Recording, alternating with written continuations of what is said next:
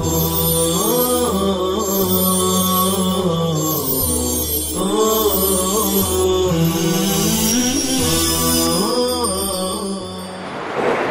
الرحمن الرحيم. الحمد لله رب العالمين والعاقبة للمتقين والصلاة والسلام على سيد الأنبياء والمرسلين سيدنا وحبيبنا وحبيب رب العالمين محمد وعلى آله وأصحابه ومن هدى بهديه إلى يوم الدين. علم تفسیر کی ضرورت.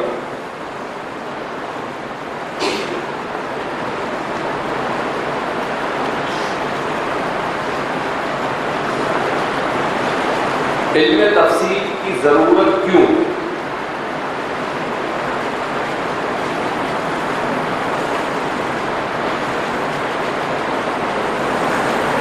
قرآن کریم کا نزول بزبان عربی ہوا.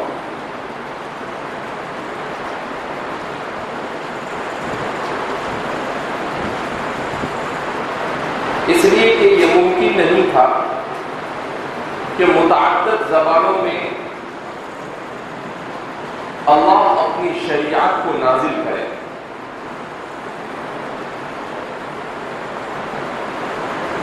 لہذا عربی زبان کو قرآن کریم کے لیے منتخب کیا گیا.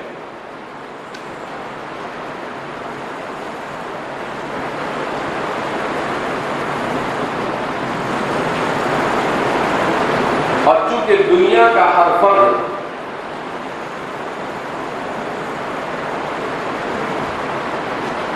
یہ عربی زبان سے واقف نہیں ہے،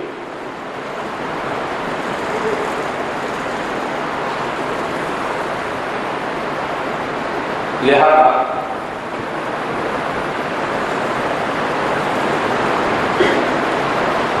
اس بات کی ضرورت محسوس کی گئی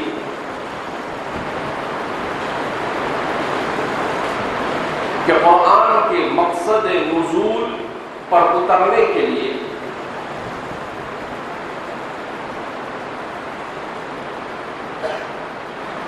اسے ہر زبان میں سمجھایا جائے.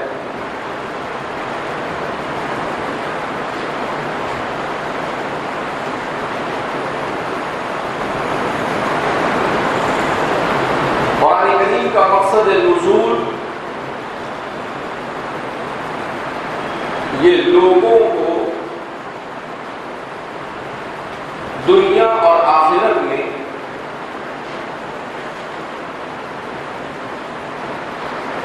ایسے راستے کی ہدایت دینا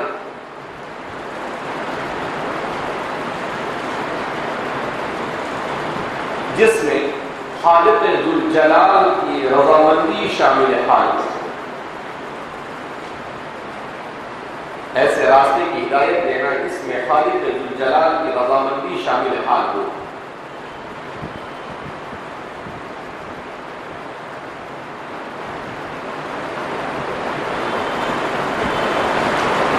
صرف غیر عام ہی نہیں بلکہ عواموں کی اکثریت کے لیے بھی قرآن کا سمجھنا اتنا آسان نہیں تھا.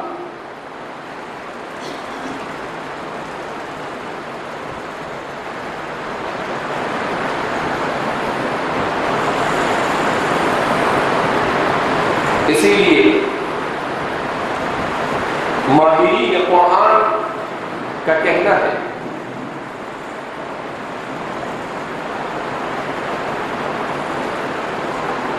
کہ قرآن کا اعجاز بیان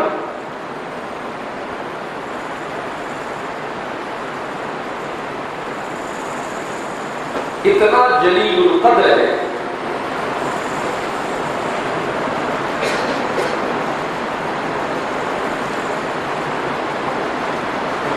کہ اس کا سمجھنا ہر شخص کے لیے آسان نہیں.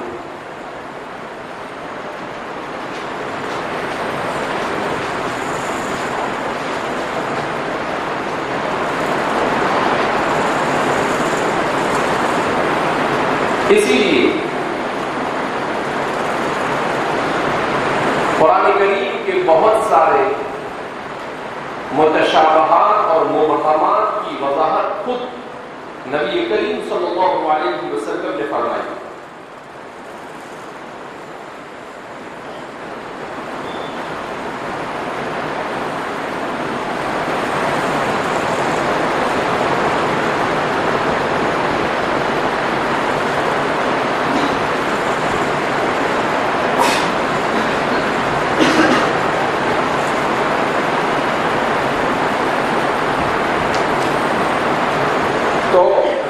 اب یہاں پر ایک سوال یہ پیدا ہوتا تھا کہ تفسیر کی ضرورت کیوں، جبکہ قرآن خود بیان کرتا ہے کہ کل شیء، ہر چیز کو وضاحت کے ساتھ بیان کرتا ہے. تو اس کے سلسلے میں جیسا کہ بیان کیا گیا کہ قرآن کریم یہ ہدایت کے لیے اس کا نزول ہوا. عام طور پر ہمارے زمانے میں متجددین کی ایک بڑی جماعت وہ ہے جو قرآن کریم کے مقصد نزول سے واقف نہیں. متجددین کہتے ہیں ان لوگوں کو جو زمانے کے ساتھ اپنے آپ کو اس طور پر ہم آہنگ کرنا چاہتے ہیں کہ جس میں اصول شریعت سے بھی مصالحت کر لی جائے. کیا مطلب؟ وہ یہ چاہتے ہیں کہ زمانے میں جس چیز کی ضرورت، چاہے قرآن اور حدیث کو توڑ مروڑ کر کچھ بھی کرے، لیکن زمانے کی ضرورت کو پورا کر دیا جائے. ایسے لوگوں کو متجددین کہا جاتا ہے. ایک ہوتے ہیں مجددین اور ایک ہوتے ہیں متجددین. تو دونوں میں فرق ہے. مجدد جو ہوتا ہے وہ اصول کی رعایت کرتے ہوئے اسلوب معاصر میں شریعت کو ڈھالنے کی کوشش کرتا ہے، اور متجدد جو ہوتا ہے وہ شریعت کے تابع ہونے کے بجائے شریعت کو اپنے تابع کرنا چاہتا ہے. شریعت کو، تو دونوں یہ فرق ہے کہ مجدد شریعت کے تابع ہو کر اصلی اسلوب کے مطابق اسلام کو جتنا ہو سکے ڈھالتا ہے، جہاں نہیں ڈھالتا ہے تو کہتا ہے یہاں گنجائش نہیں. لیکن متجدد وہ ایسا نہیں سوچتا ہے. وہ یہ سوچتا ہے کہ نہیں، کچھ بھی ہو. اگر ہمارے زمانے میں دنیا میں بینک کا نظام جاری ہوا ہے تو کس طرح سے بینک میں سے ملنے والے سود کو جائز قرار دیا ہے، تو وہ اس کو توڑ مروڑ کے کیا کرتا ہے، جائز قرار دیتا ہے. انشورنس کو کیسے جائز قرار دے؟ تو حرام اور ناجائز چیزوں کو بھی جائز کرنے کا چکر ہوتا ہے. ایسے لوگوں کو متجددین کہا جاتا ہے، جن کو ماڈرن بھی کہہ سکتے ہیں ہم، جن کو آسان اردو میں جدت پسند بھی کہہ سکتے ہیں. تو یہ سب ایک بڑا ٹولہ ہے ہمارے زمانے میں، جس کا سلسلہ سر سید سے شروع ہوتا ہے. وہ امام المتجددین ہے. تو انہوں نے اس سلسلے کو شروع کیا اور پھر سنت سیئہ جاری وساری ہے. اللہ میری اور آپ کی حفاظت فرمائے. تو یہ لوگ ہمیشہ اس چکر میں ہوتے ہیں کہ ہر چیز کو زمانے کے مطابق کہا کہ بھی زمانے میں اگر پینٹ شرٹ کی ضرورت ہے تو مولانا بھی پینٹ شرٹ پہنے، داڑھی کی ضرورت ہے تو داڑھی بھی کاٹ دیں. کاٹ کیوں؟ علماء کا اختلاف، کوئی اختلاف نہیں. یہ متجددین کیا کرتے ہیں، جہاں پر ان کو ایسا لگتا ہے کہ کوئی چیز راستہ نہیں ہے، کیا کہتے ہیں ایک رائے تو ہے. اب ہر مسئلے میں کوئی ایک رائے تو کسی کی ملی جاتی ہے. اسی لیے ہمارے علماء نے لکھا کہ تتبع رخص یہ ضلالت ہے، کہ رخصتوں کو ڈھونڈنا، شریعت میں سہولتوں کو ڈھونڈنا، کہ آدمی ڈھونڈے کہ کہاں سے آسان راستہ مل جائے. تو وہ تو شریعت پر عمل کرنا نہیں ہوا، وہ تو اپنی خواہشات پر عمل کرنا ہوا. شریعت پر عمل تو یہ ہے کہ آپ کے نفس پر وہ بوجھ گزر رہا ہے، مگر شریعت کہتی ہے کرنا ہے تو آپ اس کو کر رہے ہیں. تو یہی تو مجاہدہ ہے. وجاہدوا فی اللہ حق جہادہ. اگر ہر چیز آدمی اپنی ہی مرضی کے مطابق کرنا کیا کرتے ہیں، شروع کر دے رہے، تو پھر شریعت کہاں گئی؟ شریعت کی ضرورت نہیں تھی، نبیوں کی ضرورت نہیں ایک اپنی مرضی سے جو چاہتا ہو کیا کرتا، جیسے دنیا کے دیگر مذاہب کے اندر میں چلتا ہے، مگر اسلام میں اس کی کوئی گنجائش نہیں۔ تو یہ لوگ مقصد نزول قرآن سے بالکل بے بہرا ہوتے ہیں۔ قرآن کریم کے نزول کا مقصد سائنسی انکشافات کو بیان کرنا نہیں، قرآن کریم کے نزول کا مقصد بنیادی طور پر سب سے اہم یہ کہ انسان کو ایسا راستہ بتائے جس راستے پر چل کر اس کے لیے دنیا اور آخرت میں بھلائی مقدر ہو اور رب ذوالجلال کی رضامندی اسے حاصل ہو۔ یہ ہے ہدایت۔ تو یہ ہے مقصد قرآن، نزول قرآن۔ جب آدمی اس کو نہیں سمجھتا ہے تو پھر وہ ایسی غلطیاں کرتا ہے کہ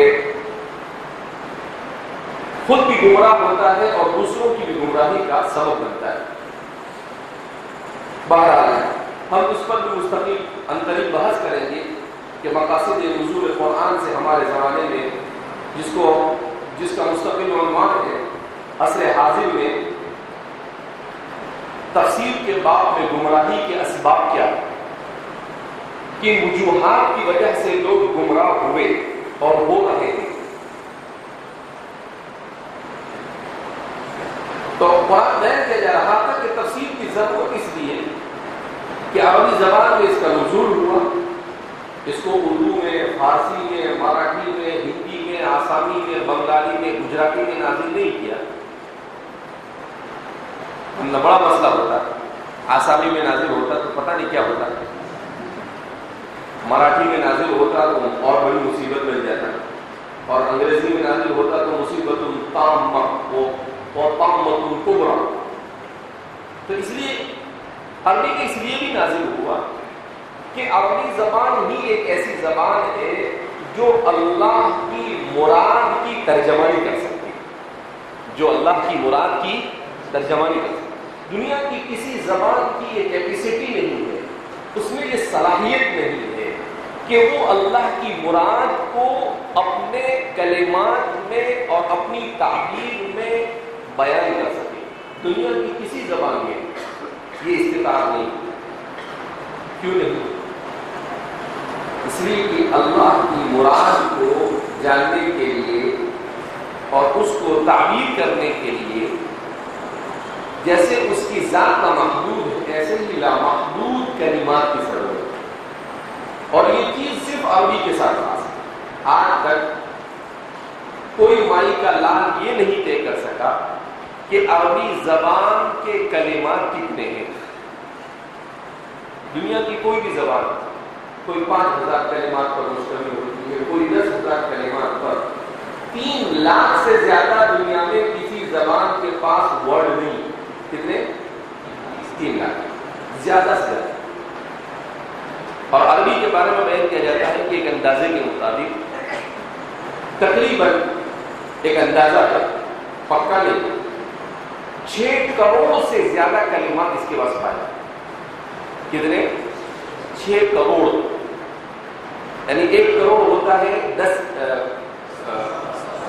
ملین کا، 10 ملین، اور 1 ملین ہوتا ہے 10 لاکھ کا۔ تو ایسے ہی 10 لاکھ کے حساب سے اگر ہم گنتے ہیں تو 6 ملین ہوتا ہے 60 لاکھ۔ کتنا؟ تو کہتے ہیں کہ عربی زبان کے کتنے کلمات ہیں؟ 60 لاکھ کلمات۔ کتنے؟ اس کے بعد بھی کہتے ہیں کہ شاید اس سے زیادہ کا امکان ہے، کم کا امکان نہیں۔ کیوں؟ اس لیے کہ یہ زبان انسانوں کی بنائی ہوئی نہیں، یہ وہ زبان ہے جس زبان کو خود رب ذوالجلال نے جنت میں آدم کو سکھایا۔ عصر حاضر کے ایک محقق ہیں، انہوں نے مستقل ایک کتاب لکھی ہے، اللغۃ العربیہ اصل اللغات کلھا۔ اس کا نام ہی کتاب کا نام ہے، آیت نہیں ہے قرآن کی۔ کیا ہے؟ اللغۃ العربیہ اصل اللغات کلھا، کہ عربی زبان یہ دنیا کی تمام زبانوں کی ماں ہے، ام اللغات ہے یہ۔ اور اس نے ثابت کیا ہے کہ دنیا کی ہر زبان کے کلمات عربی میں نہیں، لیکن عربی کے کلمات دنیا کی ہر زبان میں۔ عربی کے کلمات توڑ مروڑ کر کیسا بھی کر عربی سے چرائے انہوں نے، انہم سرقون، انہوں نے چرایا اور پھر اس کو اپنی زبان میں ڈال دیا۔ جیسے عربی میں کہتے ہیں الارض، زمین، انگریزی میں کیا کہتے ہیں؟ ارتھ، ارتھ، ارض، الارض، الارض، تو کہاں سے چرایا؟ عربی سے چرایا۔ تو ارتھ ان کا لفظ نہیں ہے، عربی کا لفظ ہے، لیکن یہاں سے کیا کر لیا انہوں نے؟ چلا لیا۔ تو ایسے بہت سارے کلمات انگریزی زبان میں پائے جاتے ہیں جو عربی زبان سے ان کو تھوڑا سا تبدیل کر دیا انہوں نے اور کہا کہ تیرا نہیں ہے، تو وہ انہوں نے اچھا کام کیا، اچھا پوسٹ مارٹم کیا۔ بہت سارے ایسے کلمات انہوں نے اٹھا کر لیے، کہا کہ دیکھو یہ عربی زبان انگریزی کے کلمات، لیکن اس کی اصل عربی میں یہ بنتی۔ بہرحال ہماری گجراتی زبان، ہمارے والد صاحب کے استاد حضرت مولانا عبداللہ صاحب کاپودروی نور اللہ مرتضی، تو انہوں نے مستقل ایک مقالہ لکھا تھا عربی زبان کے کلمات گجراتی زبان میں۔ تو آپ نے ثابت کیا کہ گجراتی میں عربی زبان کے 1000 کلمات مستعمل، کتنے؟ 1000۔ اور ہماری اردو میں تو عربی کے اتنے کلمات مستعمل ہیں کہ شاید 40 سے 50% ہے کلمات بھی عربی کے، 40 سے 50%۔ ممبئی یونیورسٹی کے ایک پروفیسر ہے، ان کا ایک مضمون میں نے کبھی کہیں پر پڑھا تھا، اس میں انہوں نے لکھا تھا کہ وہ لوگ بیوقوف ہیں۔ ابھی کچھ لوگوں نے ہندوستان میں کہا تھا کہ اردو زبان جو ہے اس کو عربی اور فارسی سے کوئی تعلق نہیں، تو صاحب علی، پروفیسر صاحب علی ان کا نام، تو پروفیسر صاحب علی نے کہا کہ بیوقوف ہے وہ لوگ جو اردو کا رشتہ عربی اور فارسی سے کاٹنا چاہتے ہیں۔ کہا کہ عربی اور فارسی اردو زبان کے لیے ایسے ہی ہے جیسے انسان کی بدن میں خون کی رگیں، جیسے انسان کے بدن میں خون کی رگیں، کہ ان رگوں میں اگر خون نہیں تو انسان زندہ رہ سکتا نہیں۔ تو کہا اگر عربی زبان نہیں تو اردو بچ ہی نہیں سکتی، عربی کے بغیر اردو بچ ہی نہیں سکتی۔ بہرحال تو عربی زبان کی صرف یہ ایک ہی زبان ہے جو اللہ کی مراد کو واضح کرنے کی اور بیان کرنے کی اپنے اندر صلاحیت ہے، کیونکہ وہ کسی انسان کی بنائی ہوئی زبان، انسان کی بنائی ہوئی زبان میں یہ طاقت نہیں کہ وہ اللہ کی مراد کو بیان کر سکے، کہاں خالق اور کہاں مخلوق۔ تو قرآن کو نازل کرنا تھا، اس لیے اللہ رب العزت نے آدم علیہ السلام کو عربی زبان سکھائی۔ لہذا یہ اسرائیلی روایت کے ذریعے سے جو کہا جاتا ہے کہ آدم علیہ السلام عبرانی زبان بولتے تھے، یہ یہود کا شوشہ، یہود ملعون، انہوں نے یہ شوشہ کیا، آدم کوئی عبرانی بولتے نہیں تھے۔ پھر عیسائی ہے تو ان کی زبان سریانی ہے، تو کہتے ہیں کہ آدم علیہ السلام سریانی بولتے تھے۔ ان آدم علیہ السلام لا يتكلم الا العربیہ، کیوں؟ لأنه نزل من الجنہ ولغة الجنة عربیہ، اس لیے کہ وہ جنت سے اترے تھے، تو جنت میں تو کون سی زبان چلتی ہے؟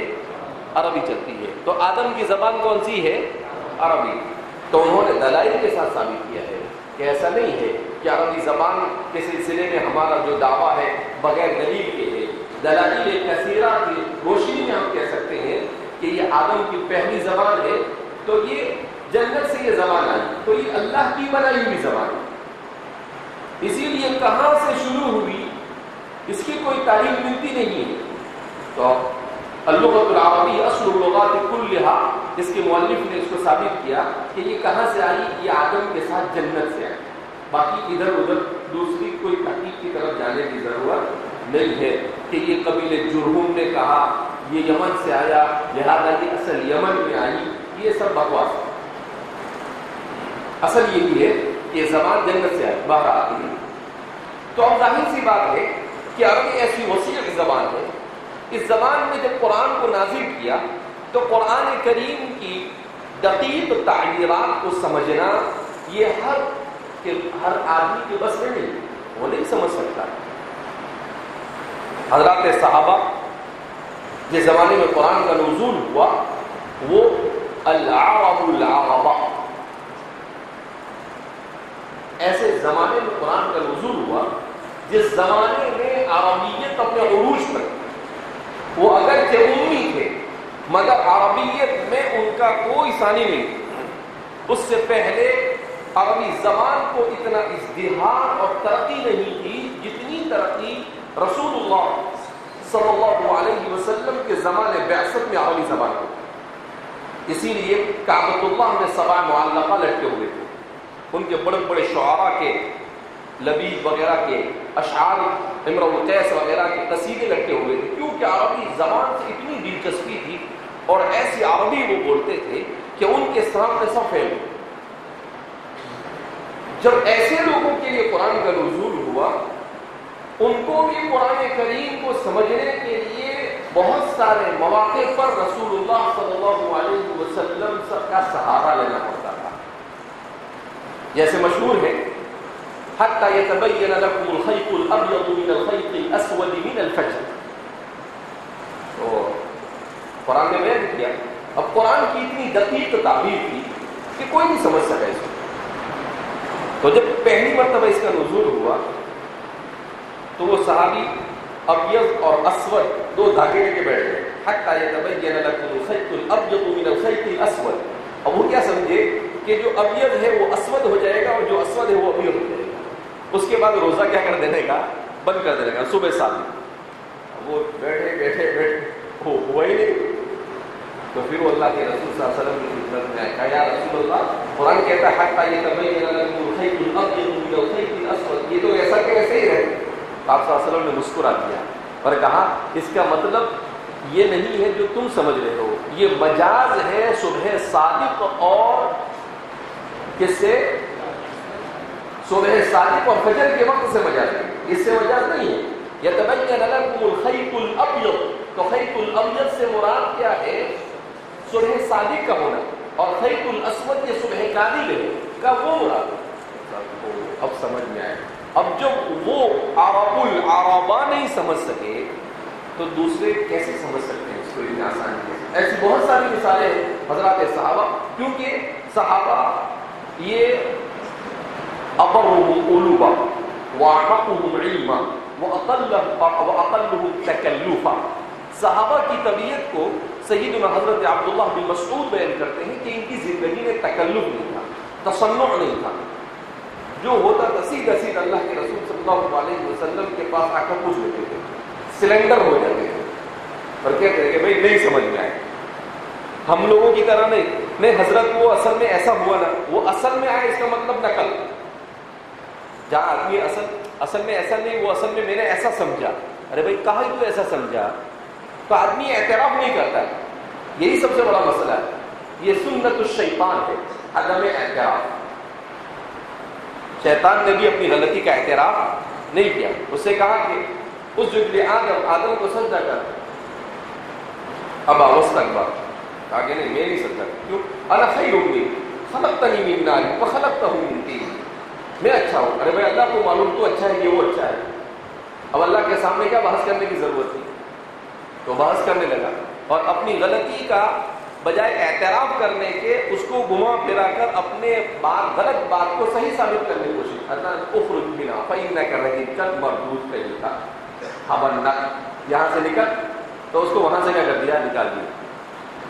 تو اب یہ عربی زبان جب ایسی زبان ہے تو ظاہر سی بات ہے عربوں کے لیے بھی اتنا آسان نہیں تھا اور غیر عربوں کے لیے تو سوال ہی نہیں پیدا ہوتا تھا کہ اتنی آسانی کے ساتھ سمجھے. لیکن اللہ کا نظام بھی عجیب ہے. یہ حضرات صحابہ کے جتنے تلامذہ تھے یہ عرب نہیں تھے، اکثر اعاجم تھے، اور وہی قرآن کریم کے بڑے بڑے مفسرین ٹھہرے. تو اللہ یہ ثابت کرنا چاہتا ہے کہ ہمیں کسی کی ضرورت نہیں، ہم تو غیر عربی سے بھی اپنا کام چلا لیں. اور اللہ کہے کہ ہم کام کرنے پر آئے تو ہم کسی سے بھی کام لے سکتے ہیں. کام کرنے پر آئے تو ہدایت کا کام ہدہد سے بھی لے سکتے ہیں. کام کرنے پر آئے تو حکمت کا کام نمل سے بھی لے سکتے ہیں، چوٹی سے بھی لے سکتے ہیں. قالت نملۃ یا ایھا النمل ادخلوا مساکنکم لا يحطمنكم سليمان وجنوده وهم لا يشعرون فتبسم ضاحكا من قولها. تو اس میں اس نے جو بات بیان کی قالت نملة یا ایھا النمل ادخلوا مساکنکم، تو ہمارے ائمہ بلاغت نے بیان کیا ہے کہ اتنا بلیغ کلام اس چونٹی کے کلام کو قرآن کریم کے اتنے بلیغ انداز میں نقل کیا کہ دنیا میں کوئی ایسی زبان یا کوئی ایسی تعبیر نہیں جو ان بہترین الفاظ میں چونٹی کی بات کو نقل کر سکے. مستقل صرف کلام نمل پر کتابیں لکھی گئی کہ اس کلام میں فصاحت کے اعتبار سے، بلاغت اور بیان کے اعتبار سے کتنے پہلو نکلتے ہیں. مستقل کتاب لکھی گئی. بہرحال اب جب وہ ایسی کتاب جس کتاب کے اندر ایسے دقائق پائے جائے تو اس کتاب کا سمجھنا ہر ایک کے بس کا نہیں. اس لیے تفسیر کیا ہے؟ مالا بدھ منہ. تفسیر کیا ہے؟ تفسیر کے بغیر کام چل سکتا تھا نہیں، انسان اسے سمجھ سکتا تھا نہیں. اس وجہ سے قرآن کریم کی تفسیر کی ضرورت ہر زمانے میں پیش آئی. تفسیر اور تأویل میں فرق. الفرق بین التفسیر والتأویل.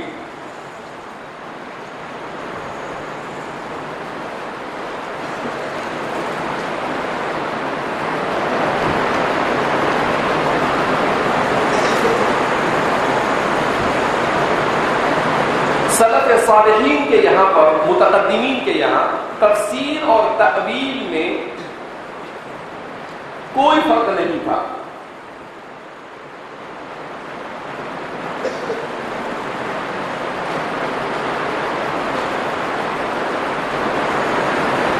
البتہ متأخرین کے یہاں پر تفسیر اور تأویل میں فرق کیا جاتا ہے.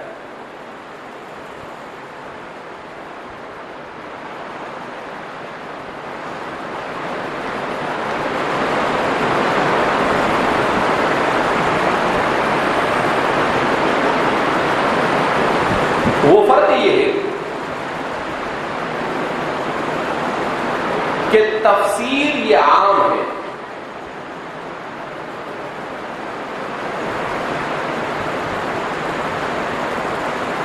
قرآن کے کسی بھی لفظ سے ابہام کو دور کرنا یہ تفسیر ہے.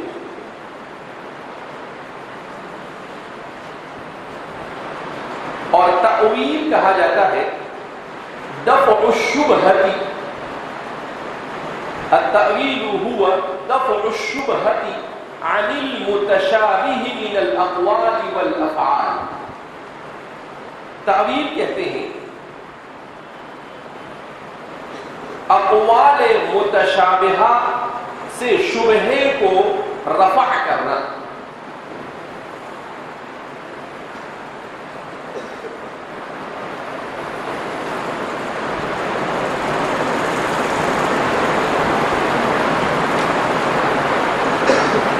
اب دونوں میں ایک لطیف فرق ہوا. کیا فرق؟ کہ اگر قرآن کریم کی تعبیر ایسی ہے کہ اس تعبیر میں ائمہ لغت میں کوئی اختلاف نہیں، اس تعبیر کو اور اس کلمے کی مراد کو واضح کرنا یہ تفسیر ہے. جیسے ذالک الکتاب لا ریب فیہ الحمدللہ رب العالمین. تو یہ وہ کلمات ہے، تعریف کوئی اختلاف نہیں. کیسا نہیں کوئی کہتا ہے کہ تعریف کا ایک معنی یہ بھی ہے، ایک معنی وہ بھی ہے، ایک فلاں بھی ہے، ان کا بھی نہیں. ایک ہی معنی الحمد معنی الثناء ختم. اب اس کو بیان کرنا ہے الحمد ای الثناء، تو یہ ہے تفسیر کہ کسی قسم کا کوئی اختلاف اور اس میں لفظ میں تشابہ اور وہ کوئی متشابہ یا ذو معنی نہیں ہے، ایک ہی معنی رکھتا ہے اپنے اندر. اسی مراد کو آسان الفاظ میں واضح کر دینا یہ تفسیر ہے. یہ کیا ہے؟ اور تأویل کس کو کہتے ہیں؟ کہ کوئی ایسا لفظ جو اپنے اندر ایک سے زیادہ معنی رکھتا ہے. جیسے آپ کو سمجھانے کے لیے آپ نے اصول شاشی میں پڑھا اور فقہ کی کتابوں میں پڑھا قرو. لفظ قرو، لفظ قرو کے سلسلے میں احناف اور شوافع میں اختلاف ہے. اس اختلاف کی وجہ کیا ہے؟ اس لیے کہ کلمہ قرو کا معنی اصلی کیا ہے. تو ایک جماعت کہتی ہے کہ اس کا معنی اصلی طہور ہے اور دوسری جماعت کہتی ہے کہ اس کا معنی اصلی حیض ہے. اختلاف ہو گیا. اب اس سے ابہام کو دور کرنا یہ تعویل. یہ کیا ہے؟ تعویل. تو ان میں سے ایک معنی کو اختیار کیا احناف نے اور ایک معنی کو اختیار کیا شوافع نے.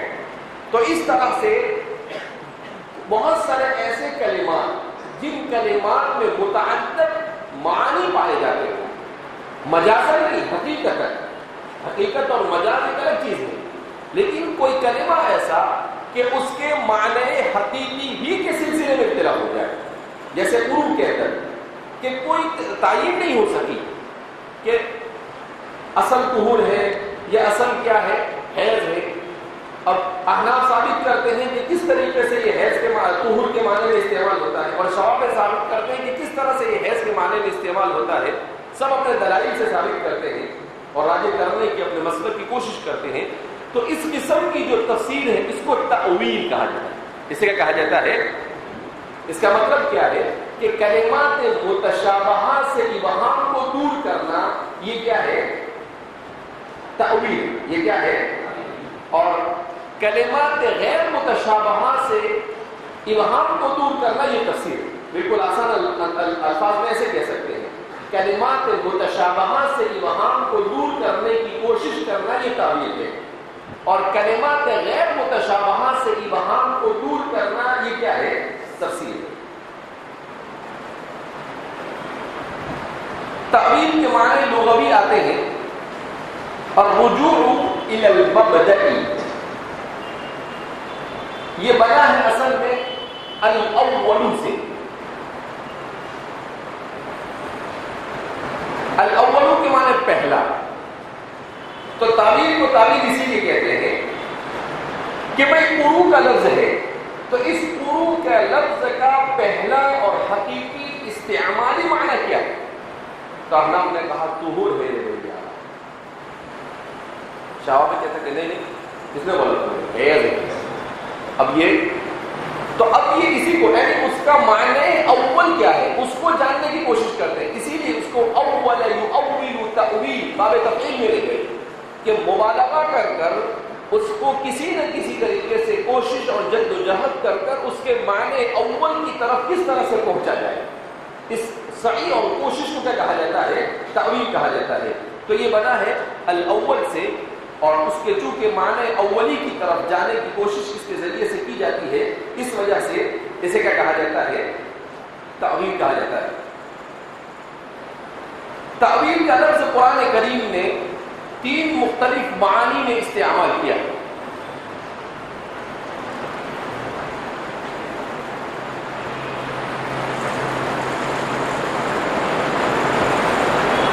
فأما الذين في قلوبهم زيغ فيتبعون ما تشابه منه ابتغاء الفتنة وابتغاء تأويله.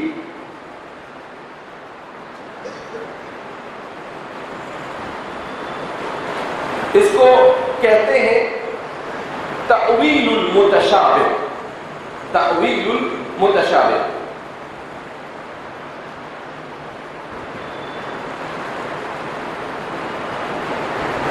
تو اس آیت کریمہ میں قرآن کریم کیا کہتا ہے کہ جن کے دلوں میں کجی ہے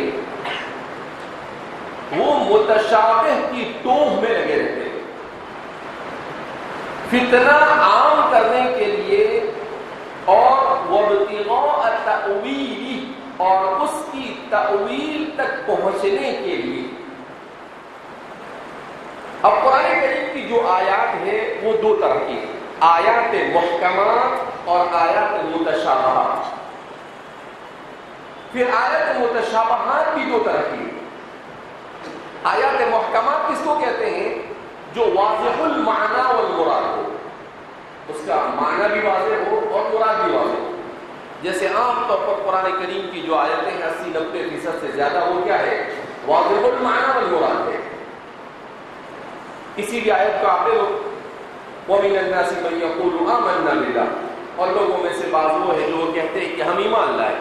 تو واضح المعنی والمراد ہے، کوئی زیادہ اس میں جدوجہد کرنے کی ضرورت نہیں۔ لیکن کچھ آیتیں ایسی ہیں جو متشابہ ہیں، جس کو قرآن کریم میں خود بیان کیا ہے، آیات محکمات ہن ام الکتاب واخر متشابہات واما الذین فی قلوبہم زیغ، اسی کے بعد قرآن کریم نے اس آیت کو ذکر کیا ہے۔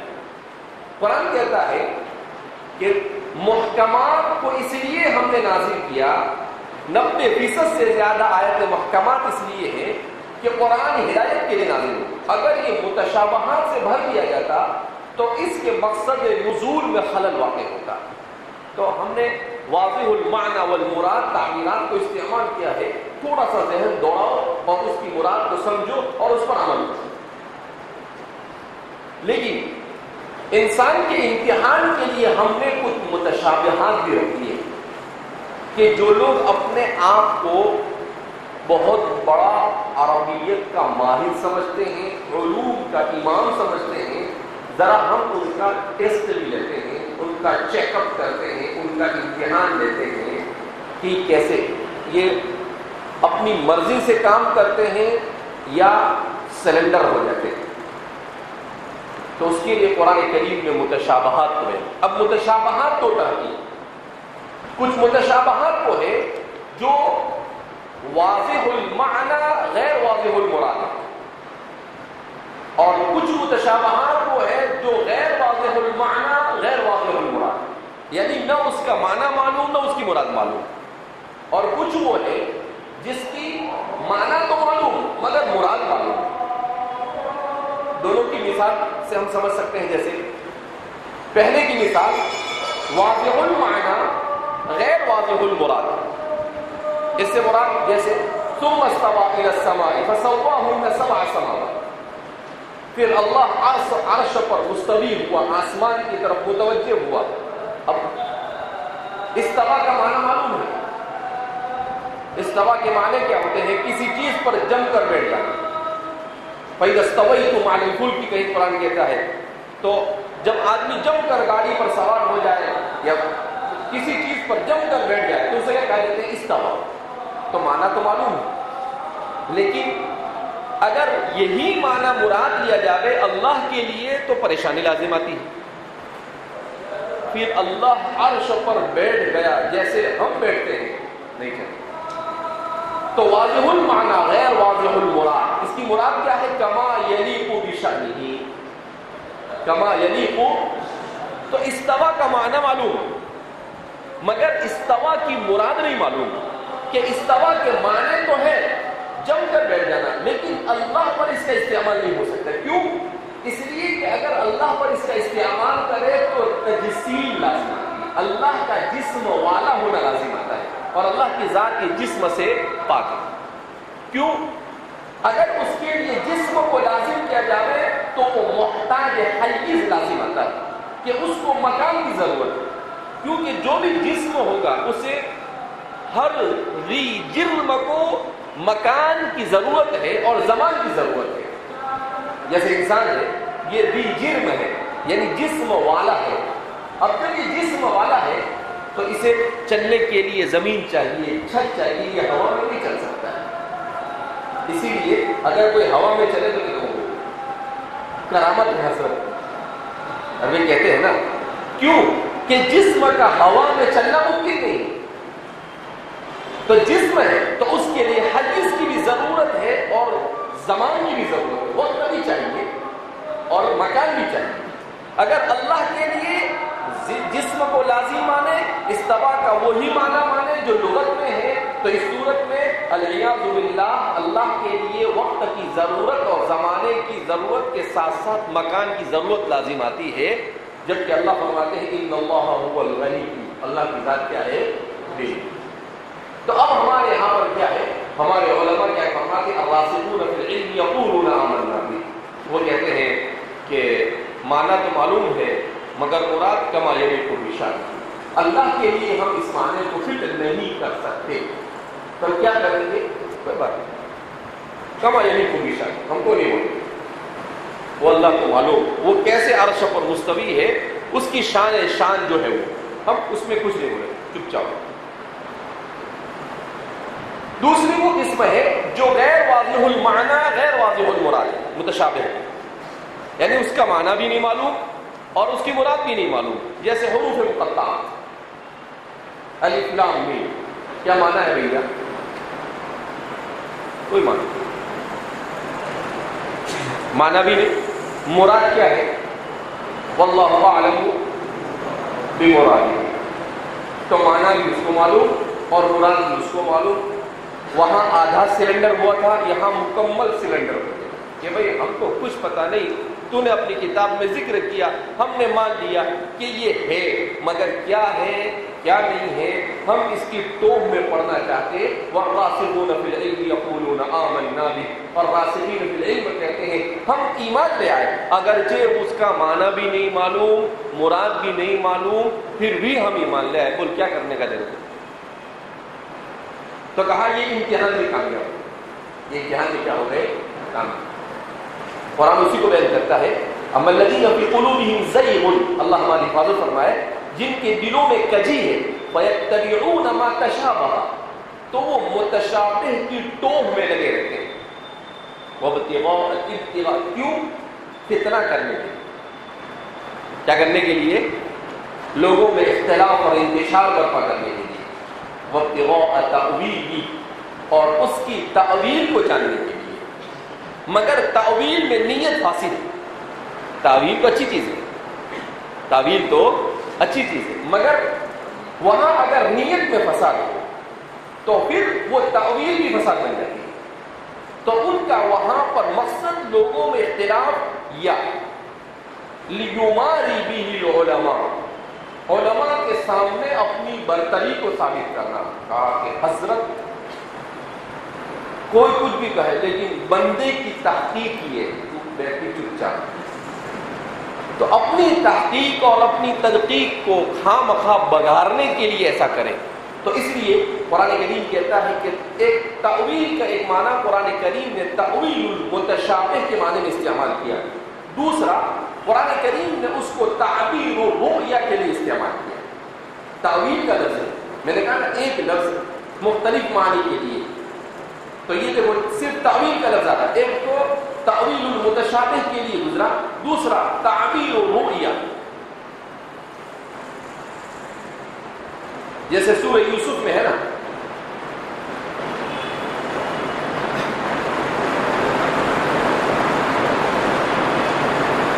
إذ قال يوسف لأبيه يا أبت إني رأيت 11 كوكبا والشمس والقمر رأيتهم لي ساجدين قال يا بني لا تقصص رؤياك على إخوتك فيكيدوا لك كيدا إن الشيطان للإنسان عدو مبين۔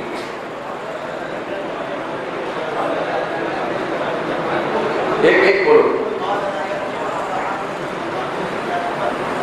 إلا نبأتكما بتأويله، تو وہاں پر تأویل تعبیر کے معنی میں، اس لیے لکھا ہے کہ سورہ یوسف میں تعبیر و رؤیا کے معنی میں آیت نمبر 6، آیت نمبر 21، آیت نمبر 36، آیت نمبر 37، آیت نمبر 44، آیت نمبر 45، آیت نمبر 100 اور آیت نمبر 101، 1 2 3 4 5 6 7 8، ایک ہی صورت میں 8 جگہ پر قرآن کریم نے تأویل الرؤیا، تعبیر الرؤیا کے لیے اس کا استعمال کیا ہے۔ تعبیر کا لفظ ہے مگر تعبیر کے لیے۔ اب وہ مستقل ایک بحث کہ سیدھا سیدھا قرآن کریم تعبیر رؤیا کا لفظ تھا، اسی کو بیان کرتا، تعبیر کو کیوں بیان کیا؟ تو وہ جس کے ذمے وہ پڑھ لیا جلالے میں وہاں پڑھ لیا، نہیں پڑھا تو تو جانے تیرا کام جانے، سب میں تھوڑی دیر ٹھیکا لے کے بیٹھا ہوں۔ ہاں، تیسرا معال الامر وعاقبتہ، تعویل کا لفظ استعمال کیا ہے، یعنی آپ کو اب ڈھونڈنا چاہیے، دورے میں پہنچ گئے، آپ کو اب ڈھونڈنا چاہیے۔ اگر جلالے میں استاد نے نہیں بتایا تو ظاہر سی بات ہے قرآن ہے یہ، ساری دنیا تھوڑی استاد بتا دیتے ہیں، اگر نہیں بتایا ہے تو آپ کا کام ہے کہ آپ ڈھونڈیں کہ آخر قرآن کریم نے تعبیر اور تأویل، تو تأویل کو کیوں استعمال کیا، اور تعبیر کا لفظ جب موجود تھا خواب کی تعبیر کے بارے میں تو اس کو کیوں نہیں استعمال کیا؟ بہت اچھی اچھی وجوہات ہیں جو حضرات المفسرین نے ذکر کی ہے۔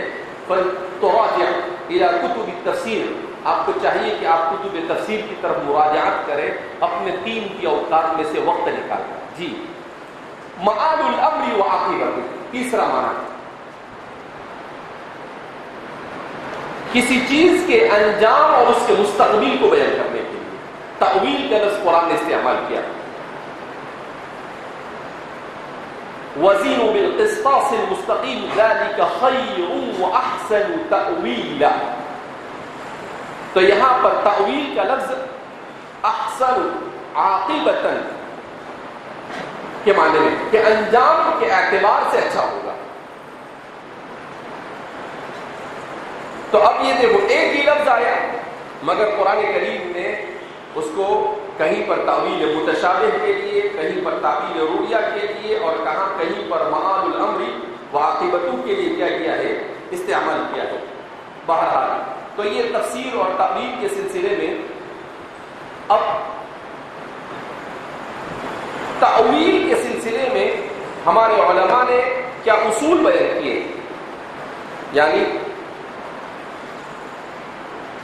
فرق باطلہ اور فرق اہل سنت والجماعت کے درمیان جو ایک بڑا اختلاف پایا جاتا ہے وہ تأویل ہی کے باب کا ہے کہ اہل سنت والجماعت نے تأویل کے اصول بیان کیے، ان اصول کے اندر رہ کر کسی بھی کلمے کی تأویل کی جا سکتی، اس سے باہر نہیں ہٹ سکتے۔